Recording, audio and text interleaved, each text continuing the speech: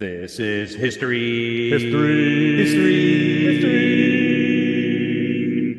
Made up as we go along. Welcome, everyone, to History Improv, where a history expert surprises us improvisers with a historical event that we then act out on the spot. I'm Steve Fate, along with Trent Edwards. And Trent, we moved way forward in the historical timeline for this one. We sure did. This is our most recent event. It is a big one, though. It's definitely worth an episode. It is. For this, we had a return improviser join us. Yeah, we were lucky to get Sarah Brown Rankin back. And this is another one where I thought I know this one pretty well and did not come out that way. And once again, this guy, what he has in his brain is just insane to me. It's Matt Roberto. The fact that we're going from the Rubicon to the conquest of Constantinople to the Spanish Armada to this is it's almost mind-blowing to me. A very varied background and history knowledge. Yes, and he loves it all, and so do we. Exactly.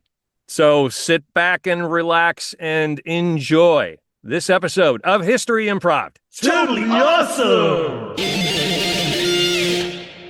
We have back with us, by popular demand, Sarah Brown Rankin. Yay! Woo-hoo. Yay for us, too. Yeah. Welcome back.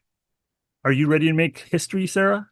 I am ready to improvise, improve upon history. However Nice. we want to say it. Yeah. Improve upon history. That's a great goal. Mm-hmm. All right, let's check the Wayback 3000 for our next historical event.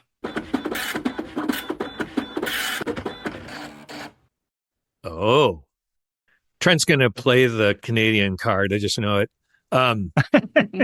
Hey. The Watergate Burglary. 1972. I know a lot about this event, actually. Watergate, England. There was a burglary. I'm kidding. I know Watergate. Okay. I'm sitting here thinking, I think I know what Watergate is, but then I'm believing you. I'm like, maybe that's also something that happens. Yeah, you're like, I'm so American-centric. Yeah, exactly. I'm like, maybe our Watergate was named after a different Watergate. Yeah. And the major players are Richard Nixon, G. Gordon Liddy, and Howard Hunt. I think I know G. Gordon Liddy. Howard Hunt, I have no clue. So you sound confident, Steve. I don't know what gave you that impression. Because you're like, Trent's going to play the Canadian card. I know this stuff. He doesn't. Oh, no. I just assumed you would play the Canadian card, period. Okay, so if you can play the Canadian card, what card do I get to play? Just that I went through an American school system card? But I think you do know this. I picture this being in Steve's realm of geekhood. Well, we will see. But I will give it a shot. All right. All right. And I believe Audrey is standing by on sound effects. Yes, she is. Excellent. We open on a dimly lit hotel room. We gotta get in and out. We can't let anybody see us. This is highly sensitive burglary. Yeah. And probably would not be perceived well by certain people. Not that they have the right to have perceptions. If you say so, boss, I say so. So I just know that Mr. Liddy is going to be really pissed if we do not pull this off. There's some documents in this hotel that are going to really blow the lid off, I think, of our great president if we don't steal him. Look, relax. We are on the right side of history here. Okay? We're doing the right thing. We're working for the greatest American president that there's ever been. And everyone is going to think that throughout all of time. So you relax. We're good at what we do. We're going to get in. We're going to get out. Room service. Yeah, thanks. Thanks, bub. I did order some cheeseburgers. I thought we needed to fuel up. Totally. Yeah, just put them over here. Oh, you got it. Okay. Oh, hey, what are these plans? Plans? No, what plans? Hey, bub, here's $5. Scram. Oh, well, thank you very much. In $1972, this is quite a tip. That's very strange of you to mention 1972, but yeah, it's a pretty good tip. It's modern day. This is, I'm a bit of a big spender. Yeah. Look, I'll test my theory for you. Hey, man. Yeah. You Democrat or Republican, right? What side are you on? Oh, I don't vote. See? You some kind of hippie? You don't vote? I don't believe in it. Yeah. See? There's no risk. There's no risk at all. He has no skin in the game. Yeah, whatever game that's that you're referring to. Yeah, I have no skin there. Man, this guy won't leave. I know, right? Well, what's it worth to you? Oh, you're gonna play us hard like that, hey? All right, it's worth another tenner. Whoa. Oh, Tenner. You didn't see a thing. Take the money and go. Yeah, we're just going to enjoy our cheeseburgers. okay. Well, I will accept your generous donation to the Waiters of America, and yeah. Oh, and say hello to the Democratic Convention while you're here. See you later. That was strange. He added that at the end about say hello to the Democratic Convention while we're here. Yeah, like why he doesn't vote. What does he care about politics? I don't know about that guy. Yeah. He seems shady. Like, we're on the right side of history shady, but he's on the wrong side of history shady. Yeah. You know what? But I'm going to keep my confidence. Definitely. We got this. We got to think positive. Okay, I'm thinking positive, boss. I got the key, but I tried to get one of those skeleton keys, and it's not working. Ooh, man. That was your one job. That was my one job. That's true. That was your one job to try and get the key. Okay. Yeah. In my defense, I did get a really cool looking key. It's got like a little skeleton up here. Check it out. Yeah. Yeah. So, I kind of did my job, but just not perfect. One other thing, this hotel we're in, I didn't check to see if there's any security or anything. I thought, I'll get this skeleton key from my buddy, and that should be good. And, you'll take care of everything else. That's fair, right? Fine. You know what? A way is going to open. A way is going to open because this is what is supposed to happen. Okay.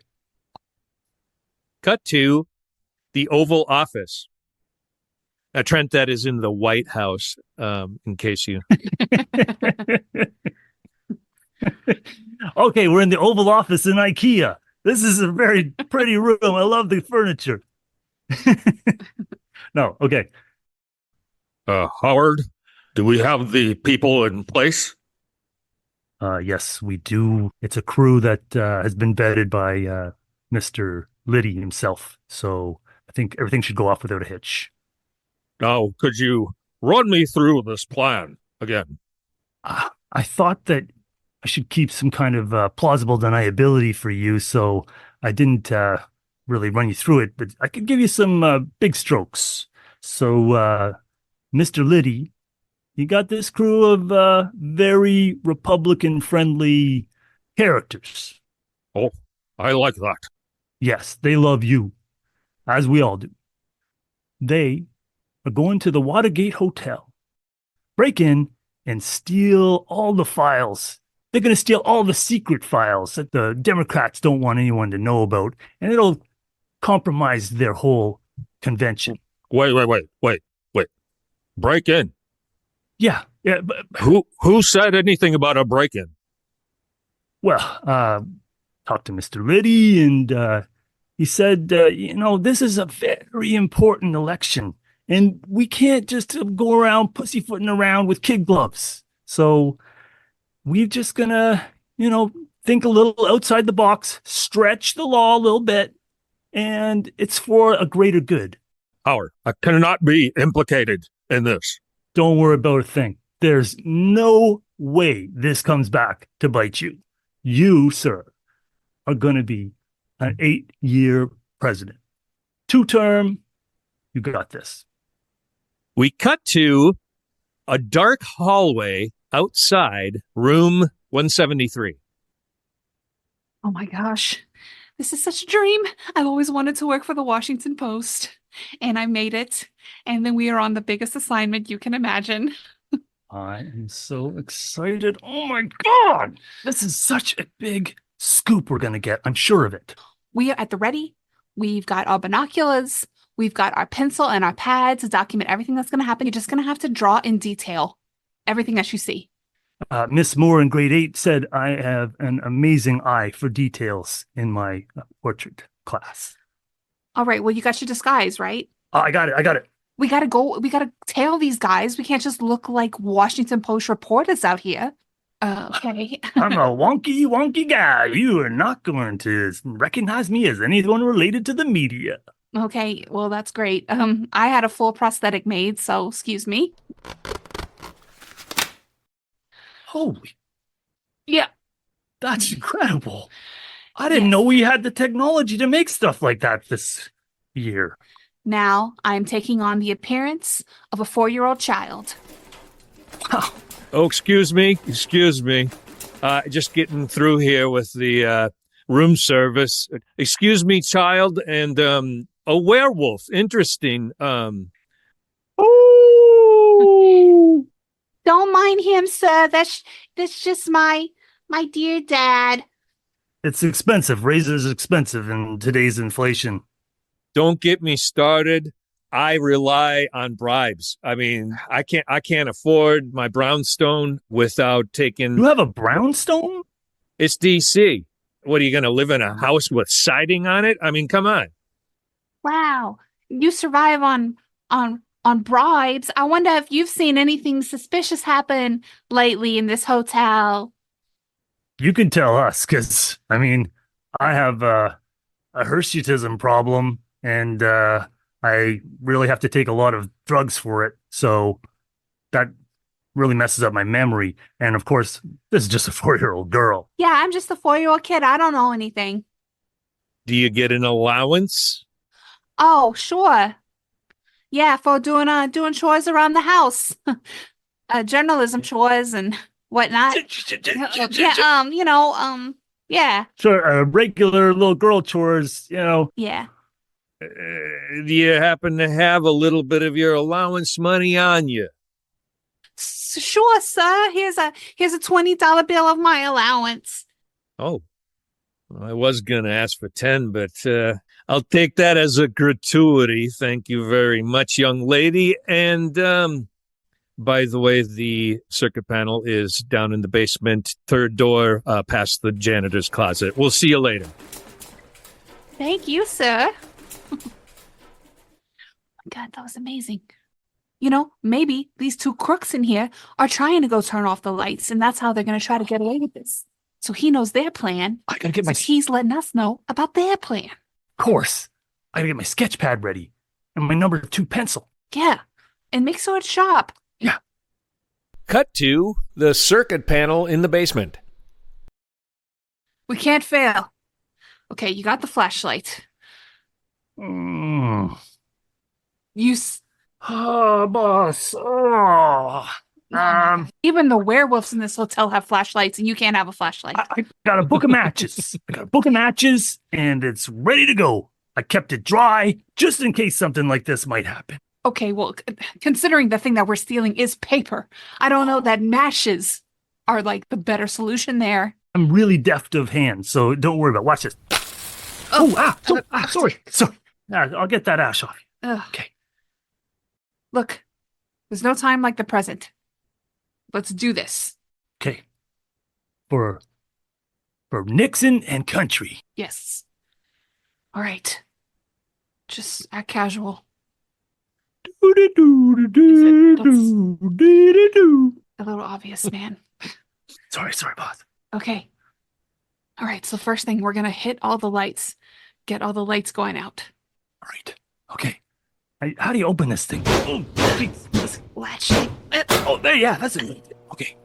All right. Here we go. Okay. 1, 2, 3, 4, Okay. 5, Okay. On 10. 6, 7, 8, It was long. 9, 10. Okay. Ooh, it's scary, boss. It's scary. It's dark. It's so dark. Give your eyes some time to adjust. It's like being in a cave. Okay, get it together. Just try not to think about that werewolf we saw tagging us. Werewolf? Don't worry about it. Why would you mention that if you're not supposed to worry about it? Look, werewolves aren't real. He's just a real hairy guy. I'm just saying, don't think about it. Werewolves are... Okay. We can do this. Mr. Nixon. Okay, everyone in the hotel is gonna be like panicking about the lights being out. Yeah. So we don't, we're just gonna, it's gonna create enough chaos for us to go in. We're gonna bust in the door. Of course, you're gonna do that because I'm a very weak person. But I have very thick shoulders. Yeah, you have big, idiot, thick shoulders. Yeah, well, that was unnecessary, I feel, but yeah. And thick skull. I have it all. Yeah. Okay. All right, I think this is our door. This is the door we gotta bust in. Okay. Ready. Oh, okay. 1, 2, 3. I'm not going to 10 this time. It takes too long and it's hard. Okay. Okay. 4. Oh! Ow! Oh, Boss, I got good news and bad news. okay. Good news is I think I broke the door, but bad news, I also broke my shoulder, I think. All right, you'll be fine. Just suffer through it, okay? Okay. Mm-hmm. What are you showing there? There's papers. But we got the files that we need? We got the files. That's what they asked of us. Great. Just get back to the room, order some more cheeseburgers, and Yes, try to- burgers. yeah, we just gotta try to put this behind us. Can I get extra cheese this time, boss? We cut to the presidential bedroom late at night. Hello. Hello. I want you to know the deed has been done. Okay. And I'm going to protect you from the details, Mr. President. I can't claim that it went smoothly, but I can say that the papers are in our possession. Now, when you say not smoothly, did somebody die or something? Like, No. Oh. No. Okay. All right. I didn't know that you'd care. It's good to know that. Well, I don't want to be seen as a heathen or something like that.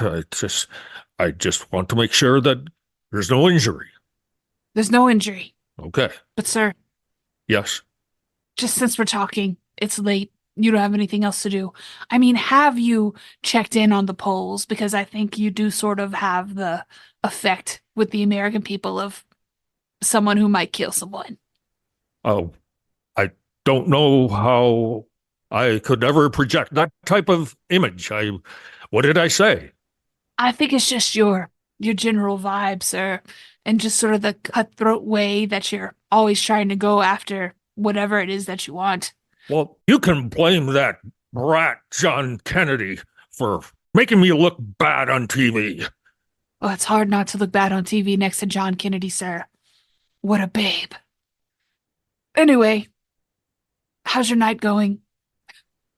I mean, I'm kind of lonely, so I got you on the phone, dispatched my news, the deed's done, but also, like, how are you?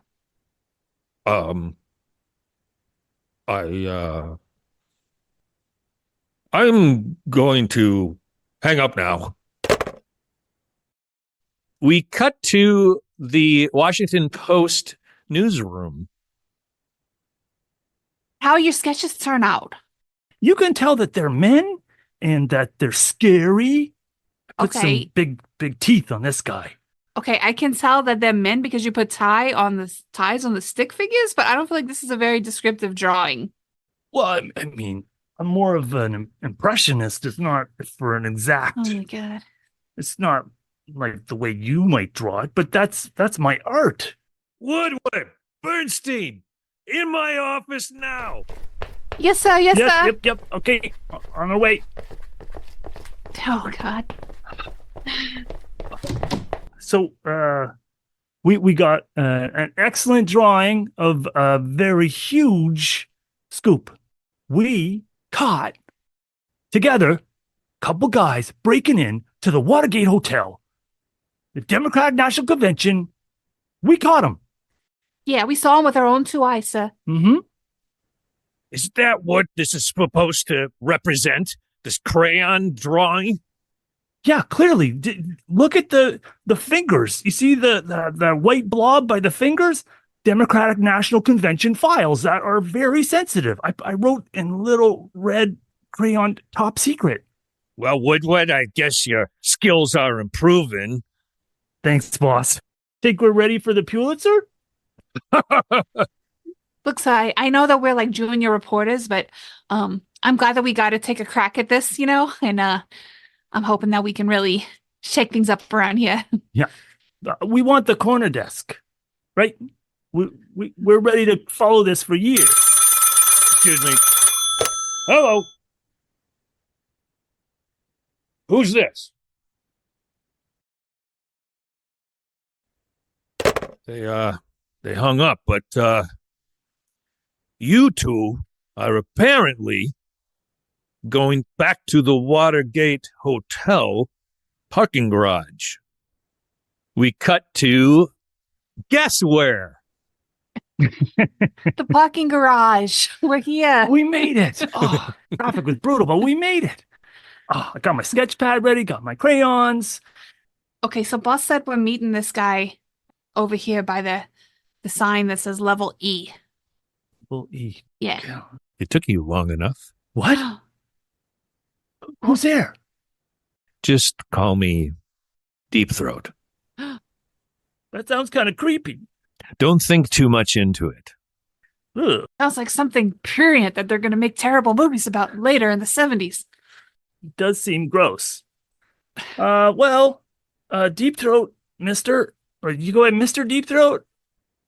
Just Deep Throat. It doesn't sound any better the second time you said it. It's just maybe worse. But we're here. We're ready. Give us all the deets. Yeah. I will illustrate it completely. No, that's my job.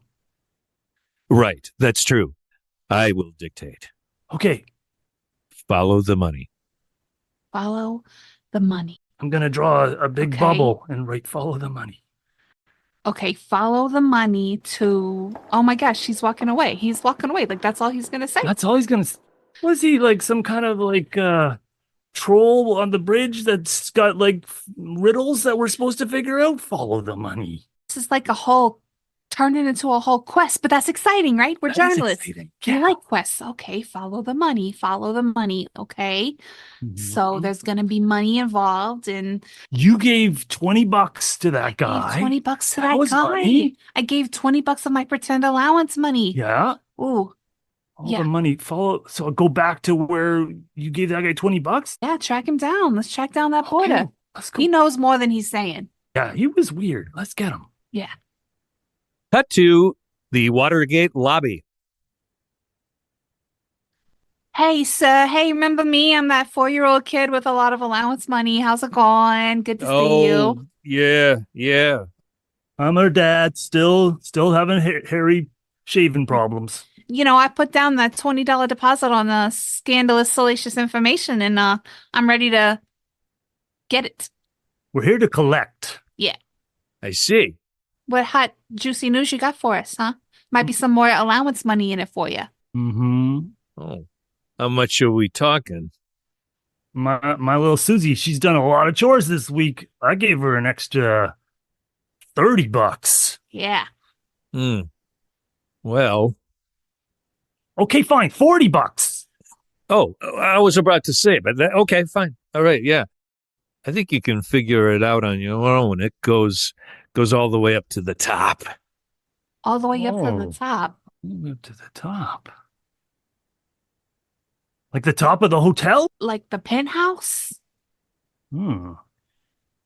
Who they got up in the penthouse right now? Well, maybe it's up to you to find out. All right, I guess let's go to the penthouse. All right. We got to the penthouse.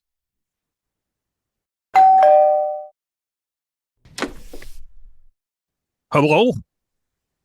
Whoa! Holy! Mr. President? Yes? Oh, Should I know you? No, you shouldn't know us. We're just dad and his little girl. Yep. We do love Republicans, and we wanted to just see what you've been up to lately. And Oh, well, marvelous. Marvelous. Here, have a button. Both of you. Each of you have an election Oh, button. oh, thanks thank so you. much. Thanks, sir. Thank you. Great. just put that in Yeah. between my clumps of hair. Wow, it is really surprising. Mr. Nixon was so excited to see you here at the Democratic National Convention. It's just so surprising. Ah, Well, to understand your enemy, like your enemy, like what would you do to beat that enemy? I just want to show my girl that, our president, he's going to great lengths Yeah. to And make sure we have another 4 years in power. Mr. President, you see, I've been having trouble at school, sir. The other gang of girls, they're so mean to me. And they pass notes to each other about me. What would you do, sir? I would run for class president. Oh, Hmm. That seems very traditional advice. But let's say you really, really wanted to show them who's boss and the right way to run the school. What would you do in that school election, to make sure you won? Well, that's just it right there. I would make sure that I won. How would you do that? Like, how would you make sure you beat these mean girls? Well, I would probably, tap the communication in the girls' bathroom or something like that. As an example. yes. Oh, Mr. President, thank you so much. I really appreciate getting your advice on my troubles. All right. Well, thank you. It's always good to meet the fans. You know what he was implying, right? Oh, yeah, totally. He's wiretapping and spying on Oh. the Democrats. His enemy. His Oh. enemy, right? Because he's got to Yeah. win the election. Yep. And he's spying on the Democrats. Yep. I mean, he pretty much spelled it out. These guys that broke in, they were working for him. We knew they were so suspicious. We know they're working for them. We gotta follow them. We can track this story down, get our Pulitzer, all of that. Exactly. We're going to bring the whole government down. Mm-hmm. Oh, yes.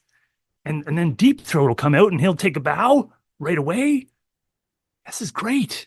We're all going to be heroes. Yeah. Yeah.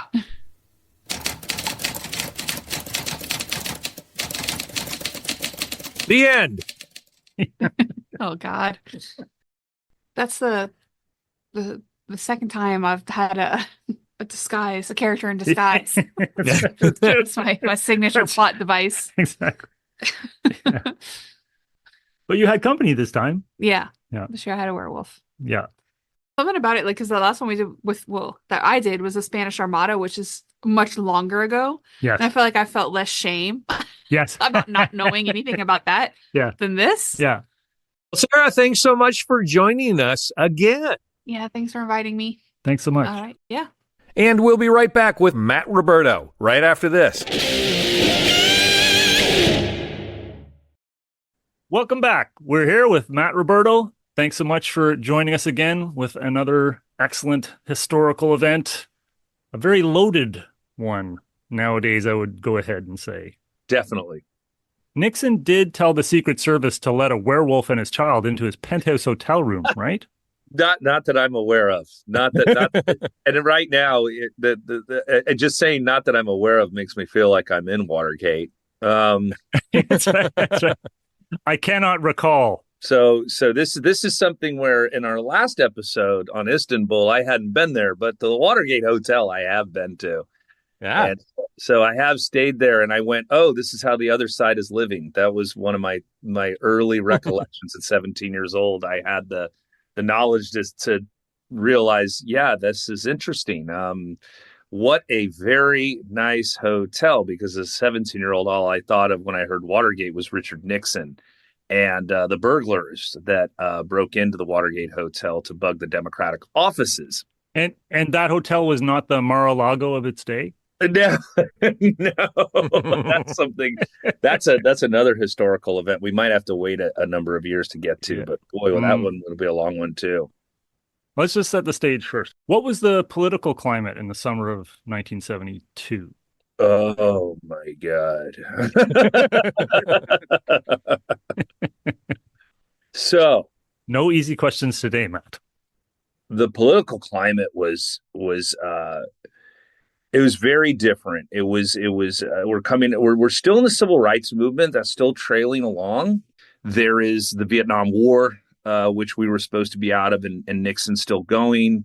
There is all the secret things going on that people are unaware of in Southeast Asia at the time. There is Nixon's presidency, which is dividing people in the United States, especially with the great quote, "I represent the silent majority," which is huge.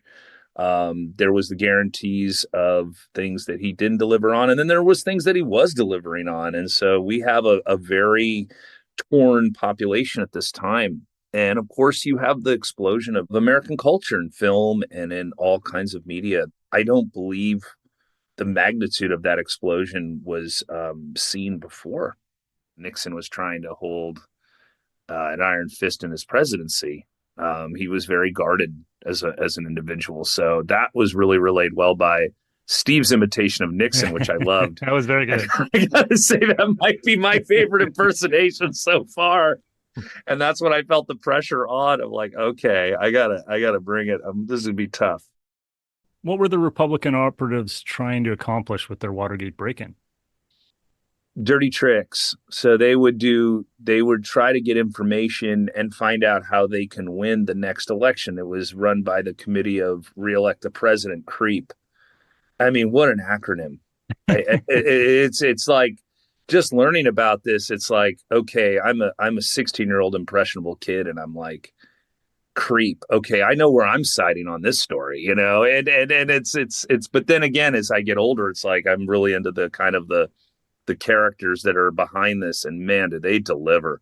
In CREEP, you've got a series of guys that are working to do dirty tricks. That is to stay in power, to get elected, to make sure that things are going in the way to reelect the president, or to make sure that they're watching the opposition.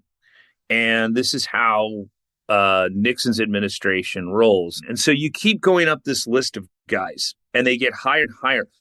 McCord, Hunt, Liddy. I mean, all these people that I was like, I would not have over for dinner. The burglars going in there were part of a bigger group and committee to reelect the president. And that was a group known as the plumbers that were trying to plug leaks within the White House. Prior to this, Daniel Ellsberg had come forward about the Pentagon Papers, and they needed to plug that up. Maybe give a little bit of a brief texture of what the Pentagon Papers were. Yeah, they were documents about what the United States was really doing and how they were operating outside of the known sphere of knowledge by the public. And so that was leaked to, I think, the New York Times and the Washington Post. Am I right on that? It was to the Times. That really just blew open the doors and created just a level of paranoia within the White House itself. So you got these layers of guys. Maybe it's an obvious question, but is Nixon at the top, or? Well, did he know? When did he know it? That became the whole thing. But he knew. That's important. This is a key factor. So he knows at some point, but did he order any of these dirty tricks? Was he just the inspiration, or was he the architect? I don't believe Nixon was the architect on this. I think his committee was acting on behalf of what they need to do to keep him in power at the time that it took place, at the time they were doing these dirty tricks. And they continue to do them as they began to uncover the scandal, or not the scandal, the crime. And then you get the second crime, which is the cover up of it. And then what is exposed in this cover up, as they continue to cover up, it gets worse and worse, because they find out that Nixon is acting on his own, especially with the illegal bombing of Cambodia. That's what's really big. When that shows up, that's when things become really inexcusable. Now you've got this whole thing they've uncovered, that they've been doing operations, and he's been saying one thing, we're going to get out of the war. They're not out of the war. And in fact, they're losing the war. And then the second thing, they've extended the war outside of Vietnam in the containment policy to try to stop communism from spreading. And they're doing all these illegal bombings and attacks. And that becomes really big when that gets exposed. And again, it all goes back to this burglary, because people begin to ask questions. It goes higher and higher. Then you get the attempted cover up. And as they ask more and more questions, this thing just gets so big. So it's basically, this is a bread loaf, and you have all of these different things that go into the loaf, and the burglary is the yeast. Yes. It's not like it's an isolated thing. Like, the only thing that happened was this burglary, and boo, that was bad. It was, this started everything. Yes. Okay. Yes. I have a new title for this episode: The Great History Baking Show. Yeah. And you can take different slices of that bread too, and just spend days on doing whatever you want with them.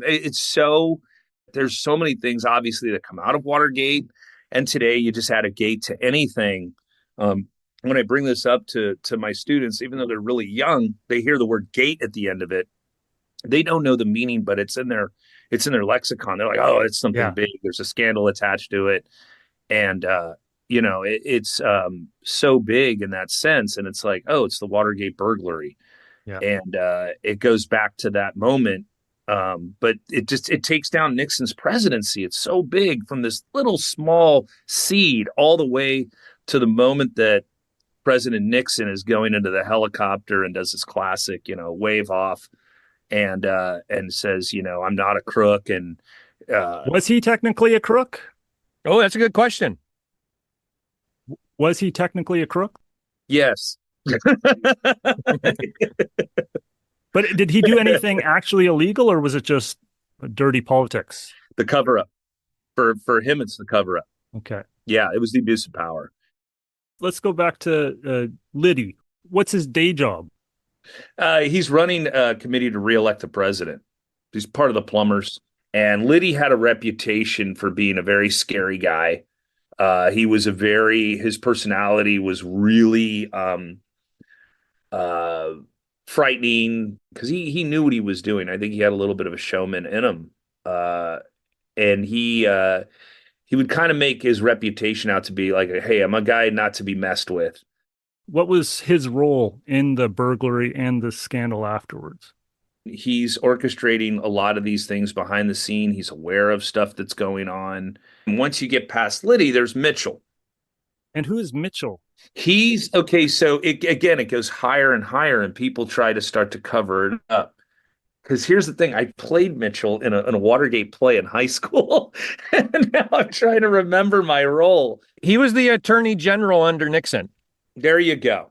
He's controlling a lot of what's happening. They're trying to stop that information from getting out. They're trying to, and it just keeps going higher, and they keep exposing these guys, and then they get caught again. Once they find out about the burglary, what's going on, who's involved, then people like Mitchell are trying to cover it up. So you get this second crime taking place, which is the cover up of the burglary, and trying to detach it from Richard Nixon that he didn't know.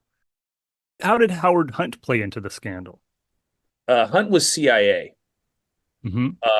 early on, and then he joins the committee to reelect the president. So these guys have like a lot of background in kind of these shady ops and covert operations, and so that's where they're the perfect guys to orchestrate these type of activities that are going on. That you're dealing with guys that are really smart, they know what they're doing, but they're not guys that, in the sense, are really good criminals.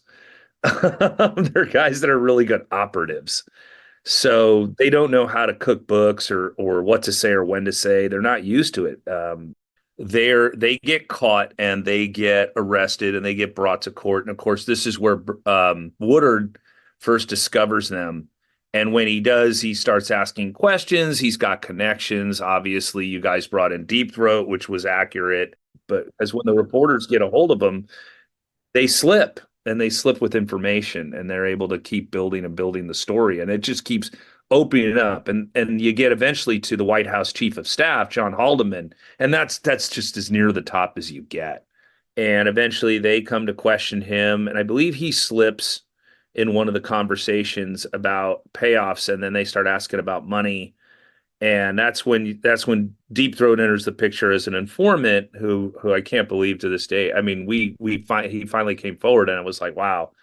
And but he knew, Deep Throat knew that you follow the money. So as a former journalist, I am excited now to delve into the other side of it, the scoop of the century, the expose, the reason we have a Watergate talk right now instead of just 8 years of Nixon retrospective, perhaps. How did Woodward and Bernstein get the news scoop of the century? Woodard was called in on the burglary, and he went to the courthouse to see it. And these guys are dismissed, and they don't look like guys that are. Why would you break into the Democratic offices? That question's got to come into your head. Like, you're not stealing money. I mean, you could if they had it, but the world's different back then. You have banks. It's where you go to get your money. You got to go to the bank. So it's like, wait a second. Then there are more questions. They're dismissed. So it becomes about two things. One, the burglary itself, what they're doing, what they've done, which they figure out. They do follow the money. They find a check for $35,000 that they're trying to pay off. It's Hunt that breaks this open by accident, and the reporters Carl Bernstein and Woodard keep asking questions. It keeps going higher. It's just one thing that leads to another. And where you guys really got this right was follow the money. And eventually they find Hunt, and then you have Gordon Liddy. So you have this chain of command. So they did a good job in recognizing the signs and the scope of what's going on. But did Deep Throat call, or did someone else start the ball rolling and Deep Throat comes in later? Did Woodward was the guy that answered the general news line, or was this something that they had a relationship beforehand? Yeah, they had a relationship prior. Woodard, that was one of his sources, but it's just them asking the questions. And when they start asking the questions, again, the people they're asking, there's slips, and they catch the slips, and they continue to ask and ask and ask. And there's and the people they ask who know things, there's this moral, I don't want to say obligation, but a thing where people are like, they're aware of what's going on. And it's like, they know it's wrong, and some people slip, and then they ask more questions, and the people feel the pressure, and some feel an obligation, I would say, to tell the truth, and others are trying to hide it. So they just keep going, and they do a masterful job at breaking this story open and continuing to follow up with it. And that's when it just gets bigger and bigger, and it starts to get really scary for them too, because they're dealing with very, very powerful people in the U.S. government. Yeah. It was a high water mark for journalism in America and maybe the world, I would say. Over the next few years, they spent years uncovering the scandal. Why did it take years to play out? I just think these things take time, especially when you get into the legal process of things are going to slow down. Yeah, it was a high water mark. I think for the average American waking up every morning and reading the newspaper, the journalism was much stronger back then. And I think it just played out. It took a long time to play out as they were just getting more and more information. I'm checking to make sure this is factual before we get it out. These things took time. And as they broke, eventually, like I said, it led to the resignation of Richard Nixon, which was just unheard of. Have a president resign in the middle of their term. It's unbelievable. What was the straw that broke the camel's back for making Nixon resign the presidency? I think it was the exposing of the cover up, the exposing of the illegal bombings of Cambodia, the other operations that were going on. The information was so overwhelming. The fact that the Senate was going to impeach him on charges, and that people in his own political party, I mean Goldwater, said, hey, we're going to be voting for sentencing, and so it'd be best if he resigned. He didn't want to be in office when this happened. And then, of course, he's going to be on a TV show later. And it's like, hey, it's always right when the president does it. And I think that's one of the famous quotes he says. And I can't remember what show he's on. They did a movie about it. Frost. There you go. Yes. And that's, those quotes, though, by Nixon are really important. He's not the first, in the sense of like when you have the presidency or when you're in that position of power. But we see that today, like a certain type of individual, and Nixon was very, very guarded, and he felt he was above people. I mean, that was kind of him growing up. He was very much like, hey, anyone who goes against me, he's circling the walls, and how he appeared in front of people was not how he was behind closed doors. I see a lot of similarities between kind of his attitude and politicians today in our country. We're above the law, and that was a big thing with him. I think at one point he did think that. It was a different time in the United States. It changes in the next 4 years quite a bit. We go from kind of a teenager looking in the mirror going, oh man, I'm in the principal's office, I got to come forward and come correct, to a moment like, I don't have to change. I could be whatever I want to be. I want to be the image that I'm not, and it's really an interesting time period, what takes place before this and after this. And of course, one of the biggest things that happens out of this is Ford eventually pardons Nixon, which that is a big moment, because it really says, when you're in this network, there are ways to take care of the powerful and the elite, and the pardon is huge. And we see that constantly today. We talked a little bit about the timeline. I think it's easier for us to look at things now, and I do it myself when I reflect on Watergate and the timeline. The inclination is to think, okay, burglary, next day, publish in the paper, hey, there was a burglary last night. That type of thing. But Nixon resigned like 1974. Mm-hmm.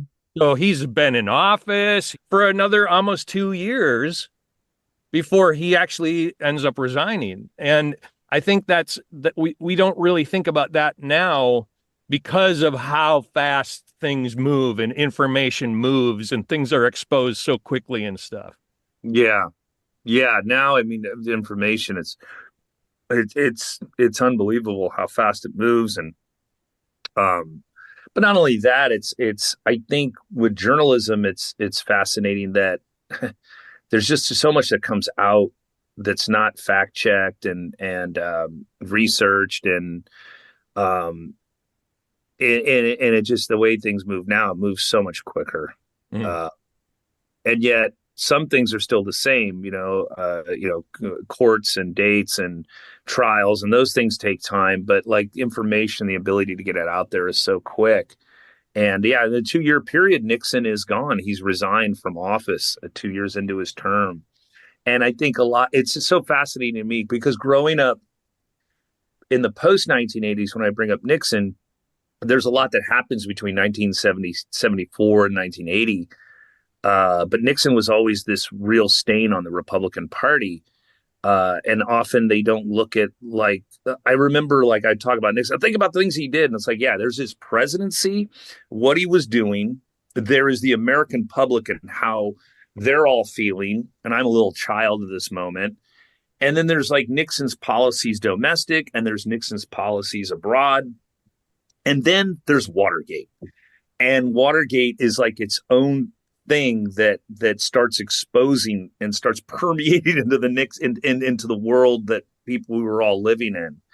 But it's so, when people would say, "Oh, but Nixon did all these things," the EPA, and the Environmental Protection Agency, and you find out that he did a lot of these very liberal programs, and that's his presidency. And then again, there's Watergate, and Watergate is connected to all this. It's the scandal that takes down a president. It's a crime, and then that turns into the cover up, and then it exposes a lot of things he was doing outside of what we knew. And it makes it such a fascinating period of time. And a lot of people would say it's the capstone to the 1960s, the turbulent decade. It's the capstone. Mm. That and Altamont. Yeah. Another historical event. I think that, looking back at things, Watergate to me is it's like a trend upwards towards what we're seeing today. It's part of the story of what we're seeing today. I think a lot of things come out of Watergate that are really fascinating to me, and not just throwing a gate at the end of everything. The Democratic Party changes. The Republican Party becomes taken over by the conservative movement after Watergate. And these are just really fascinating events that I think Watergate, the whole resigning of Nixon, actually affects these two things. And then by 1980, we get a political landscape that's completely different than 1975 and 1985. In a period of 10 years, it's completely different. And I see it now, and it's just, wow, it so blows me away to think about it. This is so counterintuitive, because it's sounding like, hey, if Woodward and Bernstein hadn't been so pesky and getting Nixon to resign eventually, we would have had more liberal EPA, that kind of stuff, and we wouldn't have everybody from Reagan through Trump. So we can thank Woodward and Bernstein for Trump. Is that what I'm hearing? No. So it goes all the way to the post. It goes back even further. Yeah, the conservative movement is a big movement. It's behind the scenes. There's a bigger story at play at the time, and the conservative movement is still a minority movement, but it's growing bigger and stronger. The Republican Party is going to have to redefine itself after Nixon. Like, what is going to allow it to start winning elections? You just had this big scandal. It's not like you're going to recover. And the conservative movement is that moment in which they will use that to thrust forward and take on Ford, and Reagan will become the premier guy in that movement. And there'll be essentially a political civil war, which is so fascinating. And then eventually Reagan comes out of this, because we're a country that's looking inward at ourselves, saying, look at what we've been through. Look at what we've done. We're coming to terms. It's like a reckoning. And Ronald Reagan coming out of Watergate is like, but we don't have to be that image. We could be the image of our greatness, of America being great, as the shining light in the city on the hill. And do you want to be the superstar in high school, or do you want to be the kid that's like trying to figure it out and made a million mistakes? And right at the bicentennial, I think we decided what we wanted to be. And culture has a lot to do with that too. I mean, the things that are going on, I look at the 70s, like if you just look at the film, right? You have all these dark films coming out of the 60s that are challenging the status quo. And then Star Wars hits. It's like, man, this is the biggest thing ever, and Star Wars comes in. It's like, this is what we want to be. This is the hero. And so they did challenge the Empire. What? Right. Yeah, that'll come. It's perfect for the movement, to challenge this. Small government, leave me alone. Let me have my business. Let me do what I want. But I mean, Watergate's there. It's this. It is a moment, but I don't think it's the beginning. But it definitely makes you wonder. Yeah, if Woodward and Bernstein hadn't been so persistent, and this had never broke, what would things be like? I don't know. I think eventually, I don't know. It's really hard to say. So what did we get right in our improv set? The burglary, breaking in. I like how everyone was indecisive. I think the indecisiveness, is really important. But yeah, you got that right. Woodward and Bernstein breaking this down, Deep Throat, where they met, follow the money. That's all big. That's all there. Now, I was using All the President's Men to kind of guide my narrative in a way. Uh-huh. How accurate is the movie? All drama aside. I think the movie is accurate. I love the drama they put in there and those things, but I think the movie's accurate to a point. But like to get the whole zeitgeist of what was going on at the time, that's something that's, best led to really like researching that time period and reading books about it, about what, and there's so many great books about Nixon. Well, Matt, thanks so much for clearing up the shadows of Watergate as well as we could in our podcast episode. You're welcome. This was amazingly complex. It just keeps going. There's Watergate theory. There's all kinds of things out there that you can just go on and on and on about power, about the media, about people, about our attitudes, about a president. I mean, there's so many. That's why this is such a big event. We could trace this back. We could trace a lot about what's happening today back to Watergate in those years for sure. For sure. I think a lot of what we have today definitely that's a big watermark for what we have today. Watergate watermark. It's been said. High water of the Watergate watermark. Yeah. Now we got the episode title. There you go. Thanks again, Matt. Oh, you're welcome. All right. Till the next one, guys. And that was History Improv and a very recent, well, relatively recent event in history. Huge. And as we were talking about it, it really became apparent, like, this is not a linear story. No, this is a spider web. Yeah. It's just all over the map. It's like there's so much. It's recent. So we don't know long-term, hundreds of years from now, what impact this has. But in the short term, it's just so complicated. Mm-hmm. So, Trent, how do you feel about all of the scandals using like gate at the end of it? Like tree gate. Tree gate? I don't even know that one. It was 2023. It was probably the worst. LibFix is the name, by the way. That's another thing I learned is a LibFix is when they take that gate and put it at the end and kind of create a different word. But Treegate was over at the NBC studios in LA during the writer's strike. The writers were sitting under the trees for shade because it was so hot. And NBC went and ordered all of the trees to get trimmed way back so that they didn't have the shade anymore. And they got fined for the first time by the city because they didn't have a permit to go and trim the trees. So that was the scandal. Yeah, the Watergate scandal and the LibFix. That's a new word. I like it. That LibFix is happening in Canada. I bet you it's happening around the world. Any event that's got any scandal to it has gate added to it.